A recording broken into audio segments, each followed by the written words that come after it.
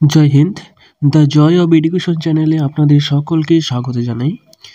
তো রাজ্যের বিভিন্ন জেলায় জেলায় অঙ্গনওয়াড়ি কেন্দ্রে কর্মী নিয়োগের প্রক্রিয়া শুরু হয়ে গেছে। এর আগেও আমি পুরুলিয়া জেলায় অঙ্গনওয়াড়ি কেন্দ্রে কর্মী নিয়োগের বিজ্ঞপ্তি নিয়ে আলোচনা করেছিলাম। তো আপনি যে জেলা থেকেই দেখছেন না কেন, তো সেই জেলাতেও খুব শীঘ্রই অঙ্গনওয়াড়ি কেন্দ্রে কর্মী নিয়োগের বিজ্ঞপ্তি বের হতে পারে।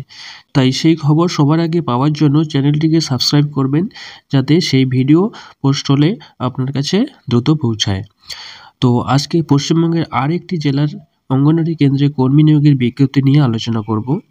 তো সেখানে আবেদন করার জন্য বয়স কত লাগবে, আবেদন শুরু এবং শেষ কত তারিখ, কত পোস্ট রয়েছে, পরীক্ষায় কী কী থাকবে এবং কিভাবে নিয়োগ হবে সবই বিস্তারিতভাবে জানবো। তো ভিডিওটি শেষ পর্যন্ত দেখতে থাকুন। তার আগে বলে রাখি, আপনি যদি চ্যানেলে নতুন হয়ে থাকেন তাহলে চ্যানেলটি অবশ্যই সাবস্ক্রাইব করে সাথে থাকবেন। তো আজকে যে বিজ্ঞপ্তিটি নিয়ে আলোচনা করব সেটি হলো আলিপুরদুয়ার জেলায় অঙ্গনওয়াড়ি কেন্দ্রের সহায়িকা নিয়োগের বিজ্ঞপ্তি। তো পদের নাম এখানে রয়েছে অঙ্গনওয়াড়ি সহায়িকা। এখানে মোট শূন্যপদ যে রয়েছে, মোট শূন্যপদ প্রত্যেকটি গ্রাম পঞ্চায়েত ভিত্তিক আলাদা আলাদা দেওয়া রয়েছে। তো সেই শূন্যপদগুলি আমরা পরে দেখে নিচ্ছি।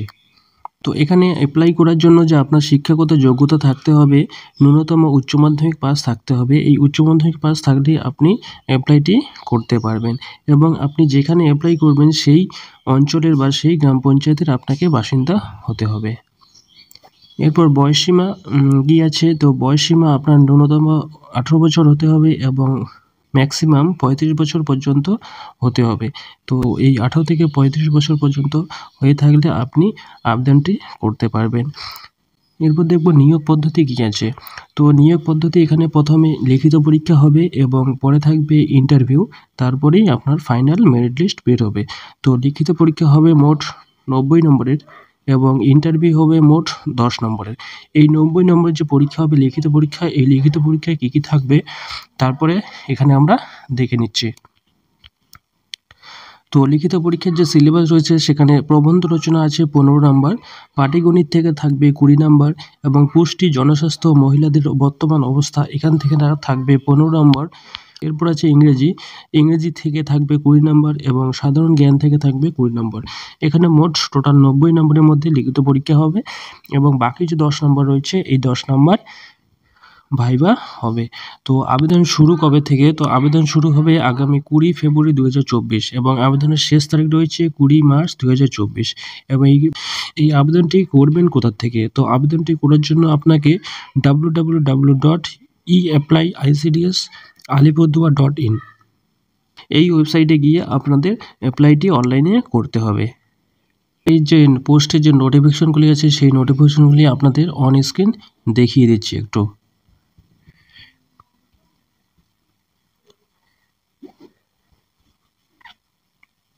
এটা হলো অ্যাপ্লাই করার জন্য মেইন ওয়েবসাইট, অফিসিয়াল ওয়েবসাইট। এটা আছে eapplyicds.alipurduar.in। এই ওয়েবসাইটে আপনাদের আসতে হবে এবং এখান থেকে নিচে এখানে দেখতে পারবেন যে নোটিফিকেশনগুলি রয়েছে, অর্থাৎ আলাদা আলাদা ব্লক ওয়াইজ নোটিফিকেশন আলাদা আলাদা দেওয়া আছে এবং আলাদা আলাদা ভ্যাকেন্সি রয়েছে। এখানে দেখতে পাচ্ছেন প্রথমে আলিপুরদুয়ার 2 ICDS প্রজেক্ট, এখানে একটা নোটিফিকেশন দেওয়া আছে।